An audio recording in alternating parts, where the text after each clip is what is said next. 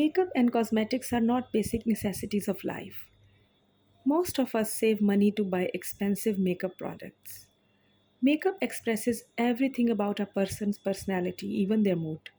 Makeup could mean a lot of different things to people, such as a way to relax, be creative, or simply because they just love doing it. When a makeup product turns out to be something which we did not expect, really makes us angry. In November 2021, I ordered many products on Black Friday sale by Beauty Bakery from Faces Middle East.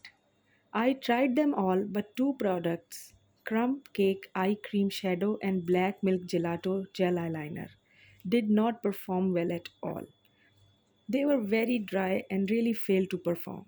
So instead of simply throwing them in a bin, I satisfied my anger by destroying them in slime. That's a fun way to satisfy your anger. You guys agree with me or no? Let me know in the comment section. I hope you enjoy the video.